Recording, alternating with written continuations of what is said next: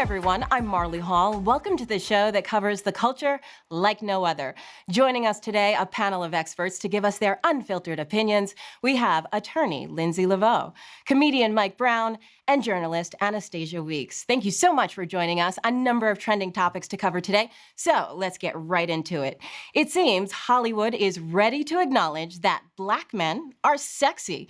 People magazine has bestowed its highest honor on none other than John Legend. That's right. The 40-year-old entertainer is now the sexiest man alive, and he accepted the title with the utmost humility. Take a look. Says he got smile, yeah. Just a little acronym. Stands for Emmy, Grammy, Oscar, Tony, Sexiest Man Alive. I'm the sexiest man alive! So this is the second consecutive year a black man has gotten the honor. Idris Elba was the sexiest man alive in 2018, and it marks the fourth time a black man has topped the list in 34 years. But even the sexiest man alive can't impress everyone. Take a look at this. Are you so happy Daddy's the sexiest man alive? I watched the movie, Mom. Well, all right, that says it all. So Mike Brown, I'm going to take it to you first. Oh, okay, great. Do you believe that he is the sexiest man alive? Sure. I mean, I'm glad he got it. There's hope for me. You know what I mean? So when he does it, I'm ready to go get it in a few years. Got 30 more years before I get it. But why do you say there's hope for you now? Because I don't think that, I don't want to hate on John Legend. I just didn't think he was even in the running for it. He doesn't scream out like a sexy vibe to me. I think, who was it, Idris before? It was Idris? Yes. I think Idris had like a sexy James Bondy kind of vibe. And maybe sexy's different. I don't know what people find sexy. You know, I don't find John Legend sexy. He might be a sexy person, but it's good for him. Good for him, you know? Anastasia, so does John Legend give you that sexy vibe? I actually didn't think that he was sexy maybe like 2 days ago, but now that he's named Sexiest Man and he got that EGOT, oh, he's a little sexy to me. Okay, now that he's got the title, that ups his cut a little bit. And so what do you think, Lindsey? I think it's great for his family and great for him, and sort of, I believe it raises his profile. But I mean, similarly to Anastasia, it doesn't really do anything for me. And like Mike said, I didn't think he was up for the running, but here we are. So congrats to him. So, Well, he's there. well, I can tell you about years past. Other black men to be named sexiest man alive are Denzel, The Rock, Idris. Not a bad lineup. So, Anastasia, do you think that the brothers get enough consideration in these sort of things? No, obviously not. I mean, I feel like they have a lot of mediocre white men on there, on that list. But then, you know, they also had like Channing Tatum. But yeah, I feel like right now we're winning with just having John Legend on there. Like, we're winning.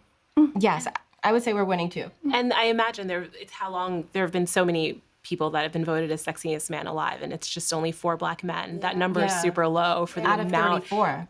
Right, so out of 34. So that's super low considering there are a lot of black actors, both up and coming and also super famous, that could have been considered or could have gotten that position and haven't. So it's interesting. Right, and other ethnicities and cultures haven't made the cut because there's been 4 black men and the rest were white. So it's just been black and white. Wow.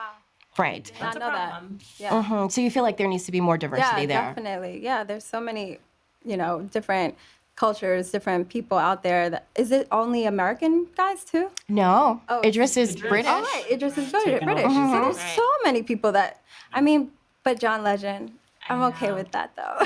As of 2 days ago. Beauty isn't just black and white. So, Mike, are you like working out, making sure you're in the running for No, next I don't time? even know what counts for sexy anymore. I'm not in the game. I think this is my thing. With everybody else, I feel like you know a little bit about their personality. I don't know much about John's personality, and I think that that's what makes the sexiness happen, you know? But I'm just... Twitter? Yeah, I don't follow John. Oh, okay. I mean, I don't follow Chrissy, but like her tweets pop up in my timeline all the time. So like, I don't know. I don't know. This is just the cisgendered heterosexual male perspective on John Legend being sexy. Right, and we appreciate you for it. Thank you. Glad to be. I think John Legend is incredibly talented, but Idris though, and The Rock. Okay, I'll say less before I get in trouble.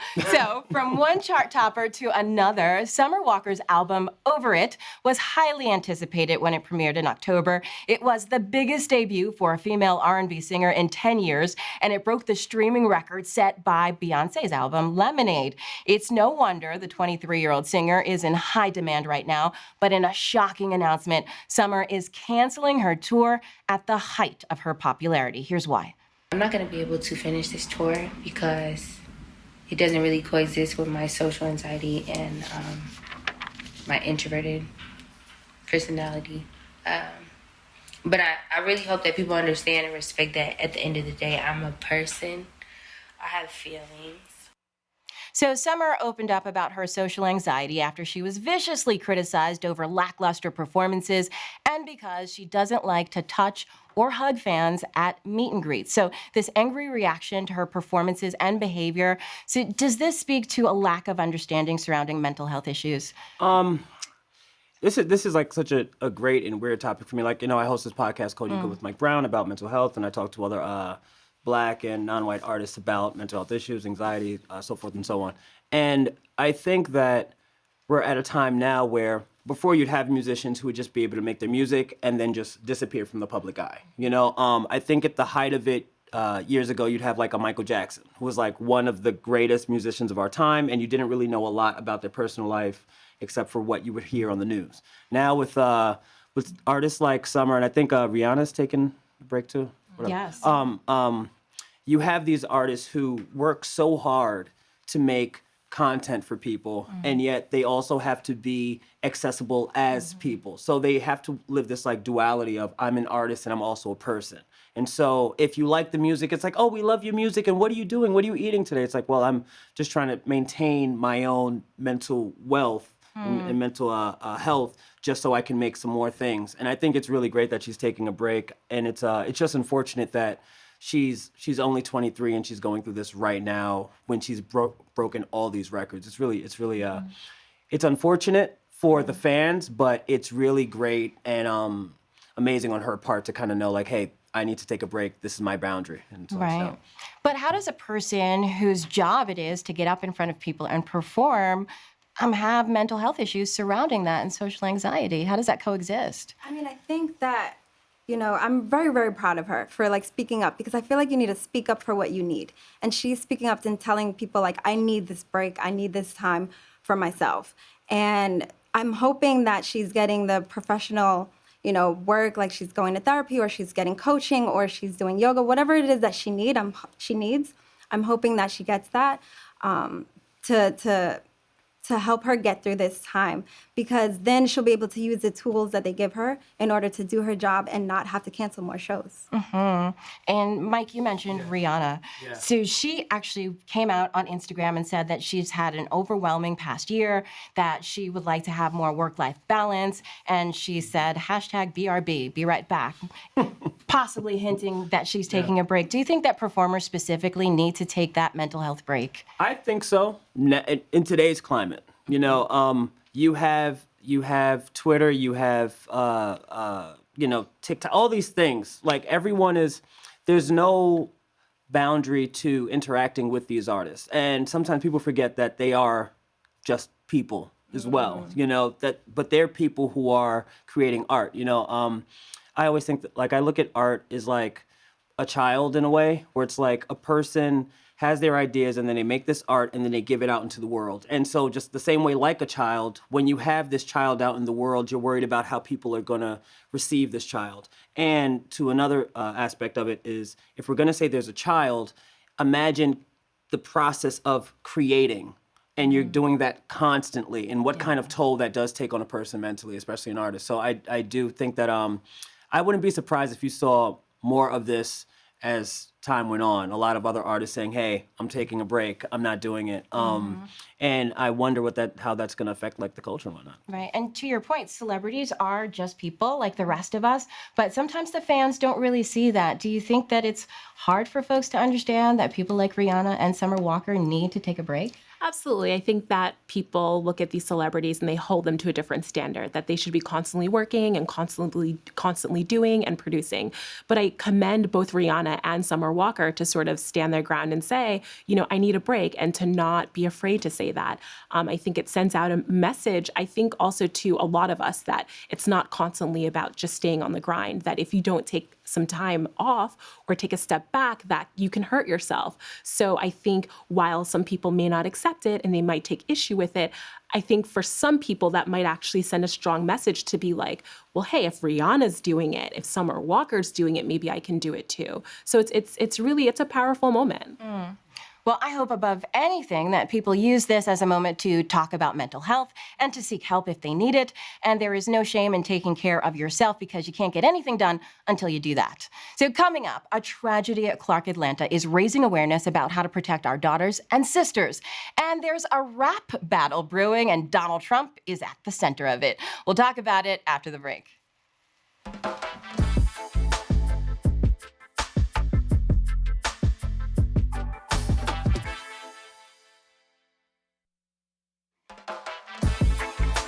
New details have emerged surrounding the death of Clark Atlanta University student Alexis Crawford. Police are now confirming that the college senior was choked and smothered, then dumped in a local park. Authorities say Alexis was arguing with her roommate, Jordan Jones, when Jordan's boyfriend, Barron Brantley, intervened and killed Alexis. Both Jordan and Barron are in custody for murder. Clark Atlanta's student body president says their campus is stunned. Here's what they had to say. It has been very hard. A lot of students have been trying to take account into what happened and just trying to find answers for things we can't find answers to. It's important to note that days before she went missing, Alexis filed a police report accusing Barron of sexual assault. First of all, Alexis did the right thing. She went to the police and reported her assault, and still she was killed by her alleged attacker. So, Lindsey, who should be held responsible legally? Well, it looks as if the way the case is coming in, that both Jordan and Barron, I believe, they're both being held responsible. It's a bit difficult because the information that we can only rely on is the information that's being told to the public. So the way I understand it, Barron did the choking and Jordan did the smothering. And it's such a tragic case and such a tragic set of facts. And also, both of them have been charged each with murder. It's not as if Jordan was charged with something less severe than murder. So we know that the way the information has come into authorities and to the prosecutor in Georgia, they've felt it at this time for it to be appropriate. And they feel as if they can prove that both Jordan and Barron committed murder in this case. I do want to highlight, in Georgia, murder, one of the elements includes malice. And malice, in other words, means the intent to cause harm. And, in my opinion, just looking at what's been put out in the public, the case has been made out. I mean, in the case of Barron, for him to go ahead and choke her, there's no other intent there but to have caused harm to Alexis. And with respect to what Jordan is being accused of, after witnessing someone choke your best friend, you then, for whatever reason, go ahead and take a black plastic bag and put it over your best friend's head. I mean, again, the intent to cause harm, just based off of what we're told, is made out. So essentially, if these cases go to trial, I mean, while it would be, it'll be troubling, right? Because a lot of information will come out about what happened that night. And of course, I'm sure the prosecutors will bring out the fact that Alexis reported a sexual assault just days before that, and potentially that could have possibly have been the motive, regardless of the fact that it started off with a fight between Alexis and Jordan. We don't know whether it was verbal or physical, but that it was a terrible living situation, incredibly toxic. We don't know why Alexis was back at that home after reporting that. So there are a lot of questions, but despite that, it looks like, unfortunately, it's a slam dunk in potentially finding both Jordan and Barron guilty of murder. And they both allegedly helped to dispose of the body. Yes. Which is why she was missing for nearly a week before her body was found. Yes, and I believe, based on what is being put out, is one of them turned on each other because it's either Barron or Jordan told police officers where to find the body. So Atlanta, Clark, has a huge student population. So what advice would you give to young women on how to stay safe at school where we're supposed to be safe? I mean, I think you just need to be very aware of yourself, aware of your surroundings. This was her best friend, so it's kind of like, you think you know someone, but you really don't. But if you were just, I mean, in this case, she was just raped by assaulted by her friend's boyfriend. So in this case, it's kind of like, all right, take yourself out of the situation. Don't go back to your apartment. Don't go back alone. Stay at somebody else's apartment and just try to, make sure you know what's going on around you. Right, because a lot of times we teach our girls to be wary of male company, but in this case, we have to be wary of female company as well. Right, exactly. I mean, yeah, you just never know who's around you. You never know what their intentions are. And in this case, yeah, I think in this case, next time, this is really, really hard because it was her best friend. It was really her best friend. Yeah, it's sad really all the way hard. around. Mike, do you think this is a cautionary tale for both male and female students? Yeah, I'm trying to think of I don't want to say the right thing to say, but it's just really disappointing. You know what I mean? It's obviously it's sad, but also I look at it as I look at Barron, I'm like, come on, man, what are you doing? What's wrong here? And I know there's the aspect of you're a young woman and you're living with a friend of yours, and this is someone who's a boyfriend who's coming into the situation and messing things up. And so there's so many layers attached to it. And just like anybody watching, especially if you're a guy, make sure to just keep your guy friends in check and talk to them, because shit like this shouldn't be happening. And it's just it's just really unfortunate. It's very it's something that could be avoided. And also I think that just going forward, I think that anytime there is someone who's in a relationship and they live together, maybe not have that significant other there without the full kind of consent and love of the roommate. You know what I mean? Because if she's already filing a complaint a week later, there's no reason why this person should be back at the apartment. Right. You know what I mean? In the same situation. In the same situation. It's we've already tried to avoid this at this time. So I think that's a thing for everyone just to be aware of. So, Well, such a tragic ending to a life that was just beginning. So turning now to a little politics and hip-hop, public testimony is underway today for the impeachment inquiry into President Donald Trump. Democrats on the House Intelligence Committee are grilling witnesses about the president's involvement with the Ukrainian government. And in slightly less official proceedings, the president is co-signing the MAGA Challenge, a social media competition among Trump supporters where they upload Trump-friendly rhymes. So Bryson Gray, a Black Trump supporter, first started the MAGA Challenge on Twitter back in September with this rap song. Listen. Hey, they saying you that MAGA boy. Call me what you want, 'cause they don't matter, boy. I just speak the truth, that's something they don't understand. Why these white liberals trying to tell me who I am? Okay, so Trump recently announced that he will select a winner and invite that person to the White House. So here's a look at one of the more popular entries on social media. MAGA challenge is a sign of the times. Hip-hop community supported Trump, but now they tear him down. Why? No matter what. So Donald Trump's relationship with rap music dates back to the 90s when artists admired his wealth in their rhymes. So is this just a desperate attempt by Trump to get black votes? Don't start this with me. I'm starting with you, Mike. Don't do this. Just see me cracking up about this. Yes, this is part of his Black Voters for Trump initiative that he's doing. I mean, I don't know what to say. It's so trash. I always find it very funny when people who are not a part of the hip hop culture at all try to just jump into the culture when it's comfortable for them.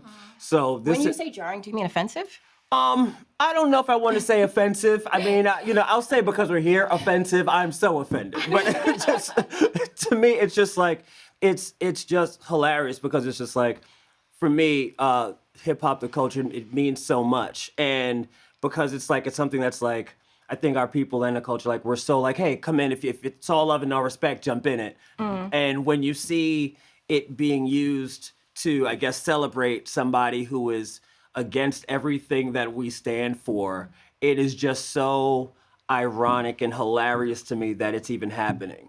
So, because it's like, aside from the I guess like the first black dude with the oversized hat, you see all these like I've seen some of the videos. I'm like, okay, one, you guys can't rap. That's first and foremost. Nobody got bars. Like, you don't really have MAGA bars, And then the second thing is like, other than this, what hip hop thing have you been a part of? Like, so you're just kind of using, this is like, it's like musical blackface to me.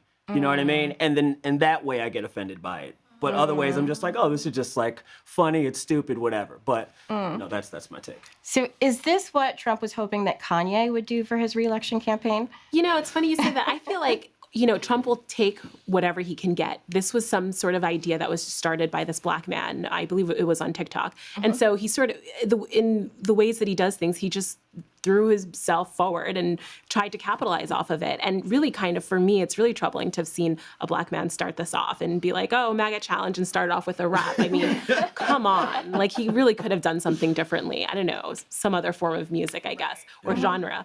But it just shows that Trump, he'll take what he can get. And I'm sure if Kanye would have sort of volunteered to do anything or create any music for him specifically, of course he would have gone along with it. But it seems like Trump will go along with anything that flatters his ego. Is that what's going on here? I mean, clearly, who's gonna win? Like, what is he looking for to win this? I mean, like, what is, they're just gonna talk really good things about him? That's like all he's looking for. I'm confused. Like, it's gonna be a no for me, dog. Like, that's it.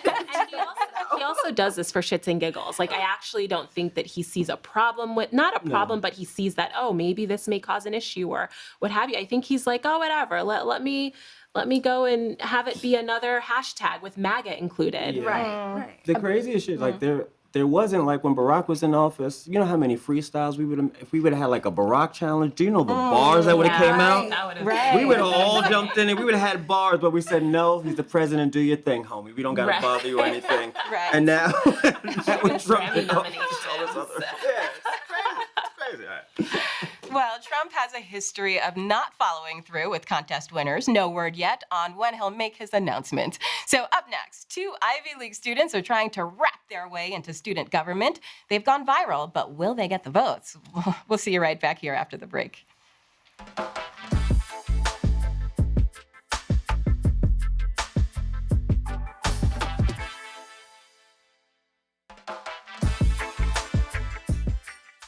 Welcome back. 2 students of color at Harvard University have their eyes on top student government positions, and their classmates are moving to the beat of their message with this creative music video. Take a look. God damn it, they do it so spiffy. They got the campus super lady, so smart and so witty. If there ever was a problem, you know these two are getting busy as Iffy and James. Better recognize the name, the most inclusive campaign. You cannot beat, they die first to T. Their campus will not be the same. Yes, love the sax. All right, Iffy and James, that is James Matthew and Ifeoma White Thorpe, both running for president and vice president of Harvard's Undergraduate Council. Their campaign seeks to foster inclusion among the student body and empower students of different genders, races, and socioeconomic backgrounds. So this is a unique way to display diversity and get the attention of their fellow students. So do you think using hip-hop as an approach will resonate with students? Of course, yeah. That shit was banging. It was good. I don't go there like it was hard. You know what I mean? Shout out to James and Iffy. It was like the thing that's scary. The only thing I think of, like, my crazy comedic brain, I'm like, well, what if next year at Harvard everybody's doing like the raps, and now you're like, oh shit. Yeah. They're using the power against us. You know, Ivy League music videos. Yeah, we don't know. You don't know. That might be a genre. I don't know. But no, it's really dope, and I think what I loved most about the video was that, like, it looked like everybody was having a lot of fun. Everyone did look diverse, and so it's like if they're running on a platform of more than just vibes, let them do it. You know, Let them do They're it. great, man. They're great, man. So a lot of people on social media were saying that they had no idea that Harvard was that diverse, judging by the people in the music video. Do you think that Harvard needs to do more to highlight that and be inclusive? Yes, completely. I had no idea. And I mean, this was a great showing of like what these Ivy Leagues actually have, who's actually there. And so getting this out and having it go viral was like incredible. And I really do hope that Harvard and Yale and all these other Ivies are getting their diversity out there, like letting people know this is what we have to offer. Right, because they don't have the best track record when it comes to race. So does this video help Harvard's image, do you think? I think it does. I think you show a bunch of kids, children of color, just having fun and being able to be themselves and dance and talk about what they want to talk about. So it's really positive and something, you know, different that you see coming out of Harvard. I know when I first saw it, it just like the beat, everything, to the dancing, it was great, and it was just made me feel really excited and really happy, and just really to see kids. You think about Harvard academics, like. Kids go there to thrive, but also kids can have fun there, and you can, you know, it can be a space for, you know, different personalities and what have you. So right, or to get a record contract, you know, who knows? Very creative on their part. I would vote for them if I could. I hope they get elected so they can create the change that they want to see and make more music videos that I want to see, because that was lit. And so are all of my guests today. I want to thank Lindsey, Mike, and Anastasia for joining us and sharing their uncensored commentary. And as always, thank you for watching. I'm Marlie. See you next time.